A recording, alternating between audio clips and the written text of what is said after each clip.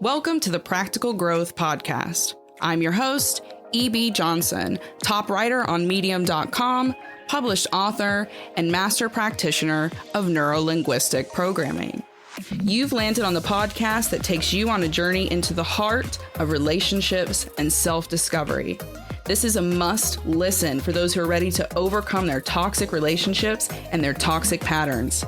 You can expect real talk, practical guidance, and raw and relatable guests that you'll be talking about for weeks. Let's get into it. Hello again, my lovelies. It is me, E.B. Johnson, your favorite neurolinguistic practitioner, your favorite Medium.com writer, your favorite TikTok coach and educator, and we are back at it again today with a new episode. Going to be switching gears today, getting into a juicy topic that I know is going to hit a bunch of you where it's not so much hurts, but you're going to see yourselves in today's episode. You're going to see yourselves for sure. And you will also probably hear my dog Percy, who is in here with me today, snoring away, happy as can be.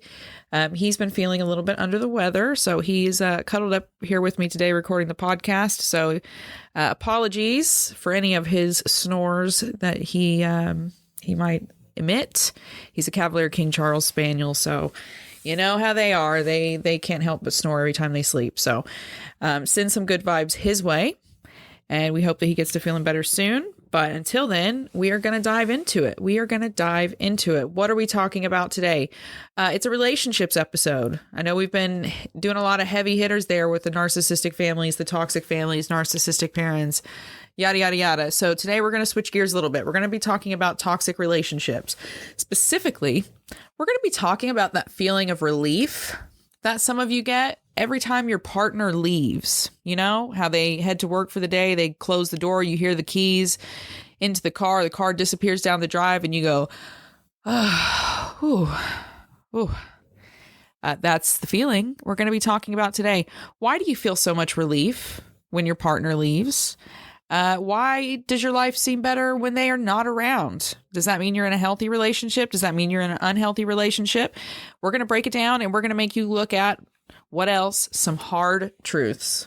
Before we jump in, however, you know I would be remiss if I didn't remind you that applications are open now for my 8-week private coaching program. Now, this is for people who are serious about making changes in their lives, who are ready to be held accountable, and who are ready to actively, that's the key word there, actively improve their mental and emotional health, understanding, and skills. I will teach you how to regulate your nervous system, how to regulate your emotions, and how to holistically improve all the working systems of your body and your mind.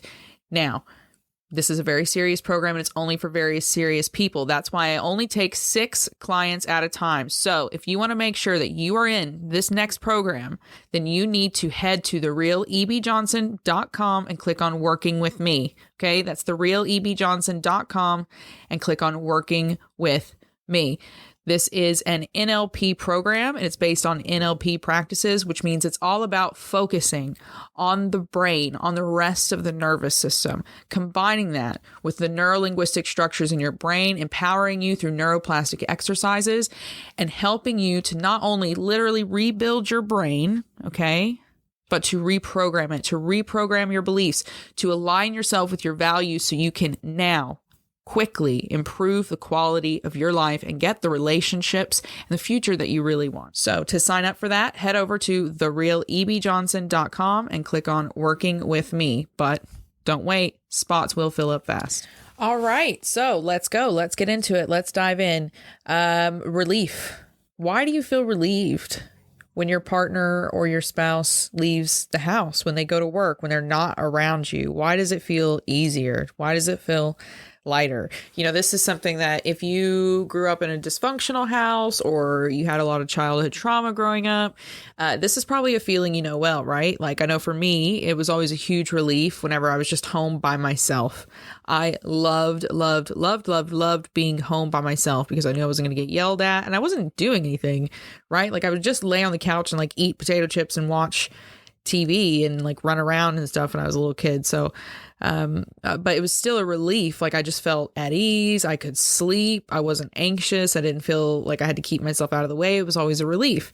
And I've been fortunate enough to not necessarily have this in my romantic relationships growing up, but everyone around me when I was growing up did, right? Like I had so many people in my family and my friends throughout my life that were just, they would complain about their partners and describe like, oh, it's so much better when they're not around. They would have more fun when their partner or spouse wasn't around. They would crack jokes. They would become a different person. Why does that happen? Why does that happen? Is it just because like blanket, it's abuse? It's a bit more complicated than that. But if you're feeling relieved, if you feel a sense of ease or lightness when your partner or spouse isn't around, it is a big red flag that you need to pay close attention to. You know, we especially, you know, I know a lot of the people listening to this, they're like trauma survivors and abuse survivors, and they've overcome a lot of hardship in their lives, right? Unfortunately, one of the side effects of those experiences is that people that come out on the other side of them have a bad habit or a tendency to trivialize or diminish their feelings, right? They play things down. It's not as bad as, you know, it seems. There's, I know that for those of you who are Housewives fans, there's a great example in Real Housewives of New York where there's almost this very serious boat wreck, and one of the cast members the whole time, she's like, no, it's fine. Nothing's wrong. Everybody calm down. This is just what a boat ride is like. And everyone else is screaming and holding on to the railings and vomiting into buckets, screaming like, no, this is not normal. This is not right.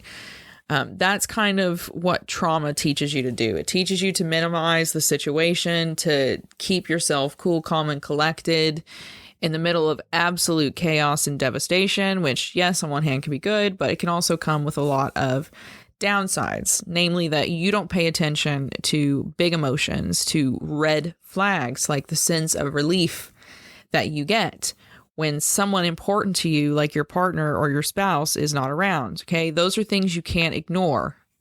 It's like anger. We talk about you can't ignore your anger. That sense of relief, an emotion like that is significant. It also cannot be ignored.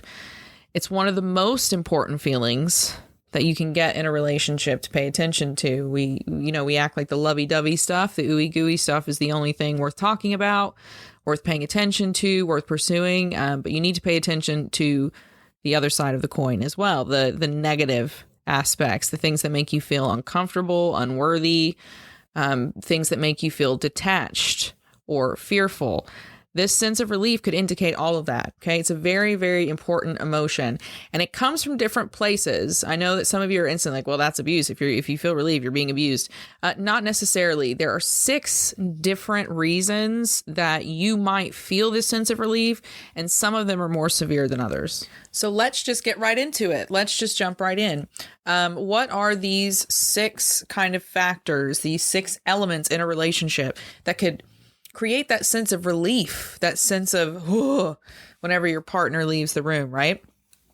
Number 1, something is off balance. Something in the relationship is off balance, okay?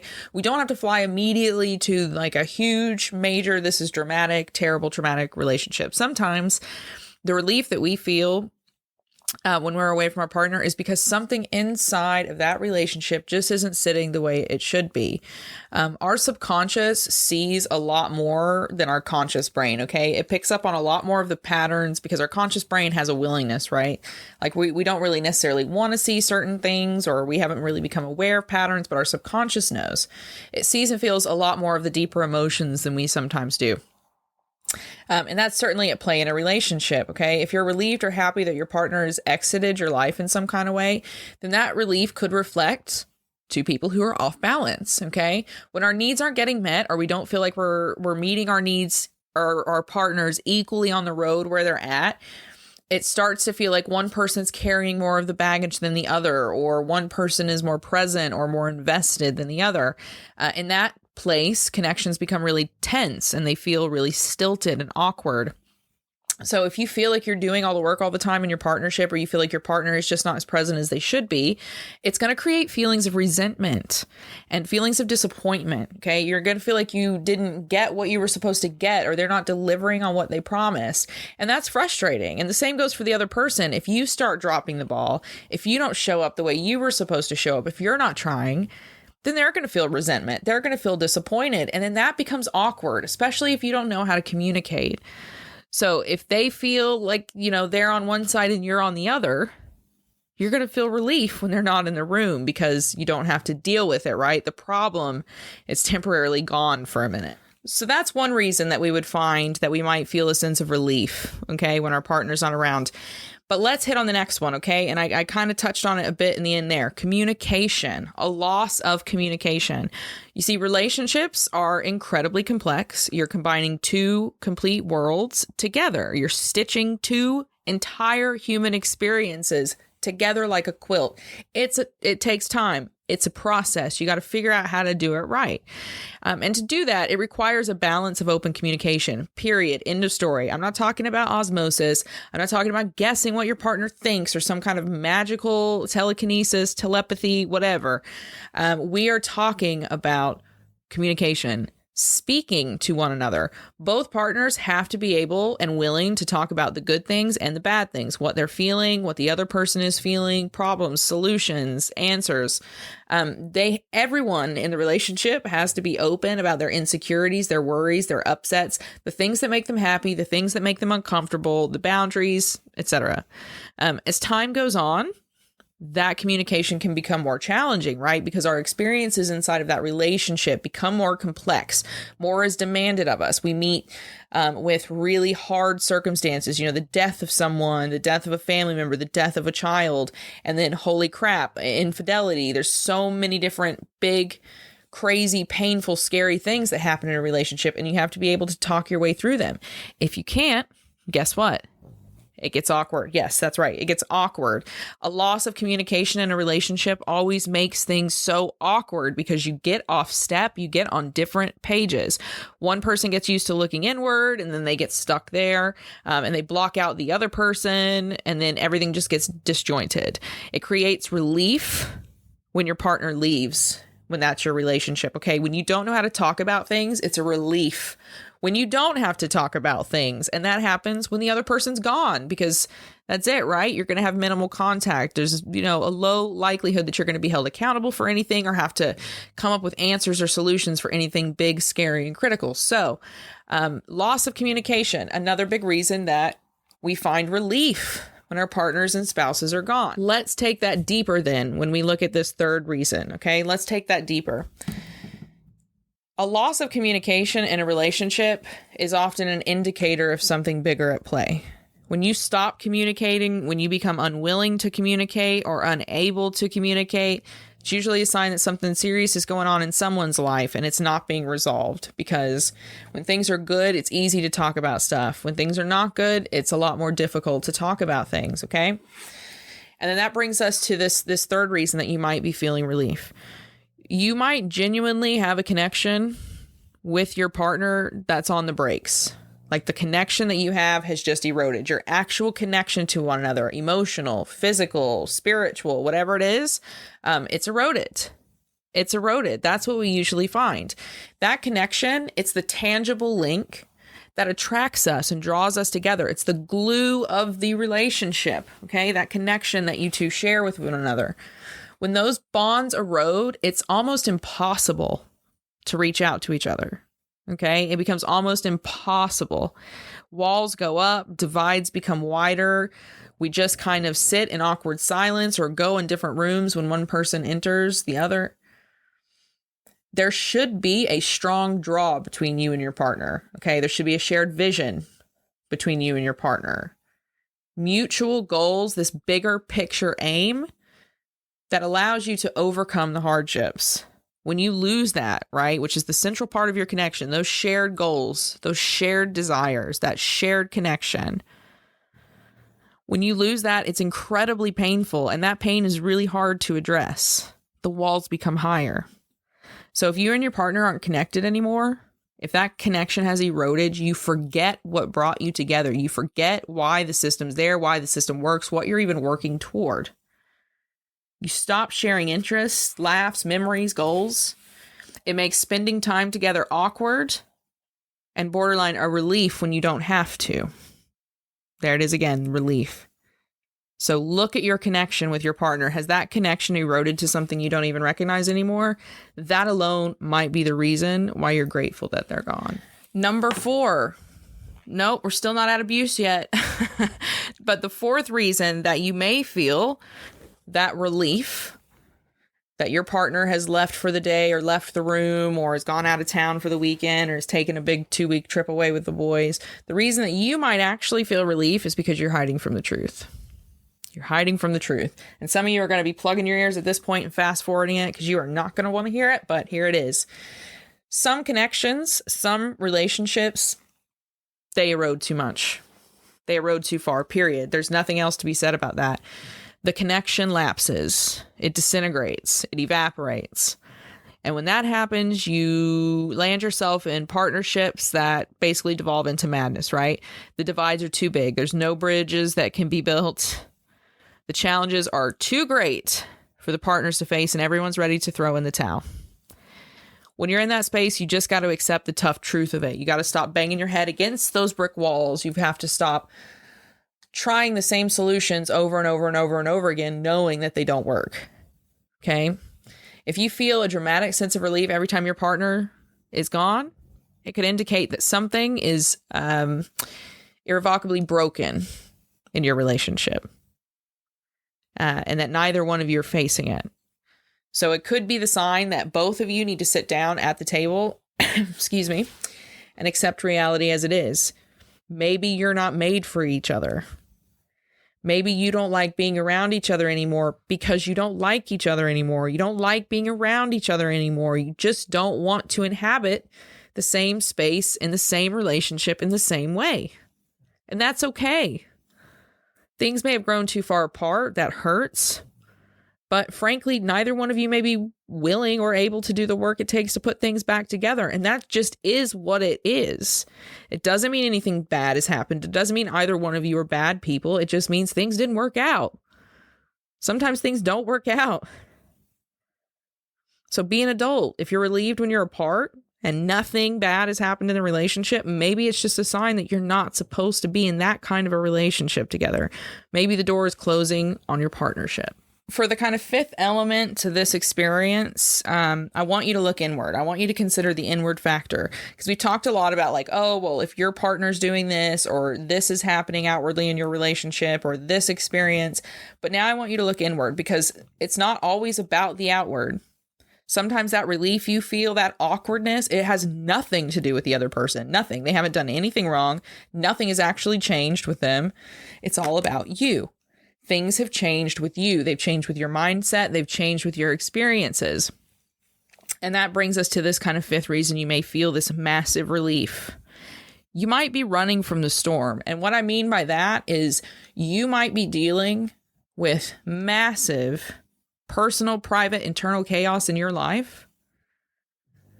And you are so busy treading water, trying to keep your head above things, that you just simply do not have the mental, emotional, physical bandwidth for another person. So when they go away, you feel relief, right? Because you don't have to mask. You don't have to listen to them. You don't have to answer questions, be accountable, talk about your feelings, talk to them about what they need or what they want or what they've got going on in their lives. Sometimes that relief is just more of a sign of what we're feeling. It's not always a great calamitous outside flaw. Sometimes it's just because you're overwhelmed and you shut down because you don't have healthier coping mechanisms. Sound familiar? When you're dealing with like challenges at work, maybe you're having drama with your friends, or you've just had a death in the family, or you're dealing with your own mental and emotional health struggles. Those experiences pull you away from your partner. They put you in these rumination circuits. You run around and around, and you degrade mentally, emotionally, physically. It's hard for you to imagine anything outside of your own suffering because you're trying so hard to survive it.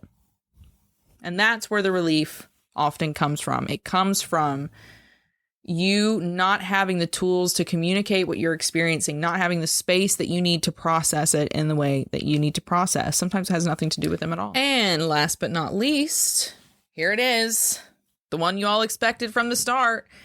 That sense of relief you feel, the 6th and final puzzle piece.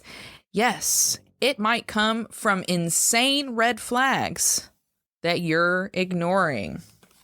Specifically, abuse and major trauma that is happening right in front of your face. It is one of the most important signs that you can't ignore. For those who are in mental and emotionally abusive relationships, partnerships, families, marriages, situationships, work environments, you might have a hard time recognizing your abuse, okay? Because it's not physical. You don't have a black eye. You don't have a broken arm. One of the first signs that you might get that something is amiss, that something is wrong, that something is not the way it should be, might be the sense of relief that you feel when you are removed from that person or that environment. Do you literally smile when you're away from your partner or spouse? Like, do you literally feel happier, feel safer when they are gone?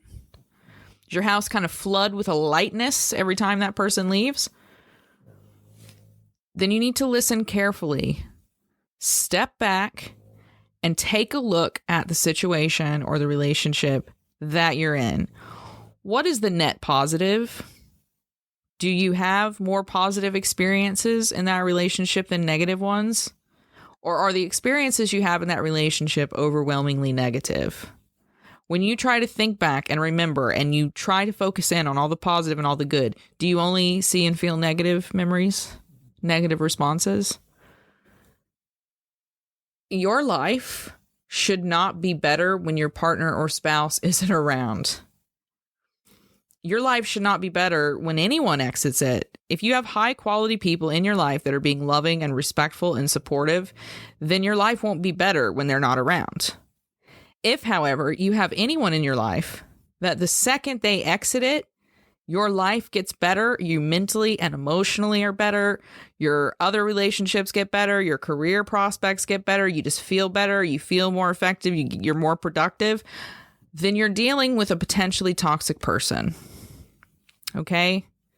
If you feel relief when your partner or spouse or friend or family is gone out of the picture, then it's time for some deeper questioning, because it could be, yes, a sign of abuse or another serious and dangerous obstruction in that relationship. What is our solution then? You know, I never leave you hanging. If those are the 6 kind of facets that bring all of that to us, that create that sense of relief whenever our partner is gone, what happens then? How do we fix it? What can we do to fix it? What's the solution?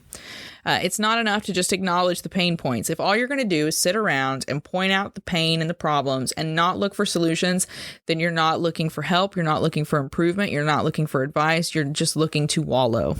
You're looking to wallow. So with the exception of abuse, some of the relationships that we kind of talked about before, they can be improved, right? The abusive relationships, they cannot. So what is it? What are the practical steps that we take in order to solve these relationships that we're in? Well, there's 3 things I want you to focus on and to consider before you create a plan to get yourselves out of these relationships or to improve them. 1, how do you want the issues solved?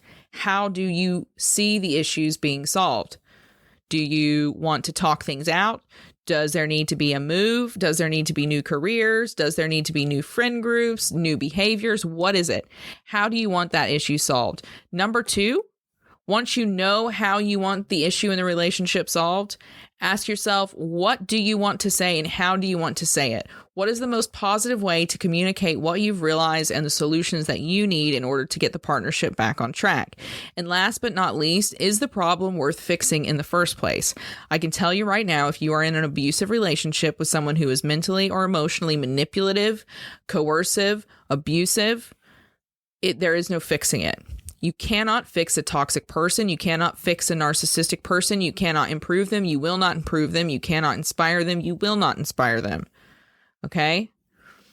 You're not going to be able to fix a problem unless you are in a relationship with someone who is willing to say, I have screwed up. I am wrong. I will fix this too. If you're not in a relationship with a partner who is willing to come to the table as equally as you are and do as much work as you are and take as much accountability as you are willing to take, it's not going to work. It's time to move on. Just going to pull that Band-Aid off right now. So consider what's wrong and how you want to fix it. How do you want to feel in that relationship? What are you going to get in return? What are you not willing to compromise on? Next, ask yourself, can we even solve this? Okay. Can we even solve this? If you're not trapped in a toxic or abusive relationship, you may decide to bring the spark back, and you may be able to. For everyone else, you need to create a path to freedom, and you need to do that as safely, slowly, and simply as possible. So what do you think? What do you think? What do you think about those kind of 6 elements that kind of force you into this pattern of relief and detachment? You know, no one can define a happy relationship, but you and your partner or spouse. That will look different to every single person that's in a relationship, okay? But there is a universal truth, and that universal truth is that you should never be miserable, frightened, angry, or heartbroken inside of a relationship with someone who claims to love you. Connections like that should overall bring us more good and more positive than bad. So don't settle for a relationship where the sound of slamming doors becomes a sigh of relief to you. That's twisted, and you don't have to exist that way. Have enough respect not to plant yourself in a rut of misery. Okay? Stride for something better. You deserve passion and respect and intimacy. You deserve a beautiful relationship, and you always have. You don't have to do anything for that except make the right, healthy choices for you. For you. You alone can create that relationship that you want. And that is it. I hope that has shown a big light on this problem for some of you. I hope that it's given you an aha moment, illuminated something for you. That's always the point here, right? We want to illuminate something. We want to make it better, make it clearer. Once it's clear, once it's in the light, we can improve it. We can do something about it, but not until it's in the light and we've accepted reality as it is, and our relationships are no different. If you loved the episode, why don't you head over to Apple Podcasts and leave a 5-star review. Tell them what you liked, how it helped you. And it really helps. It helps me reach people who need to hear me, and it just helps me get this podcast heard. I don't know if you guys know how much work goes into a podcast and into all the articles that I write and all the videos that I make and all the guides that I email and everything else, the weekly newsletters. So it would just be a massive help if you could leave a 5-star review of the podcast. Let them know that, Practical Growth, gave me some insight. It shined a light on something for me, That's all we want to do. That's all we want to do here. So thank you so much for listening.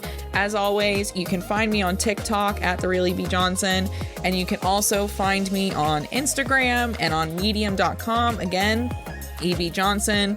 And for everyone else, sign up for my group coaching. Come and join a great group of people who are so compassionate, so loving, so supportive. You can do that on Patreon. So head over to patreon.com/practicalgrowth. And for everyone else, until next time, keep your heads up, keep your eyes on the stars, and keep moving forward. Bye-bye.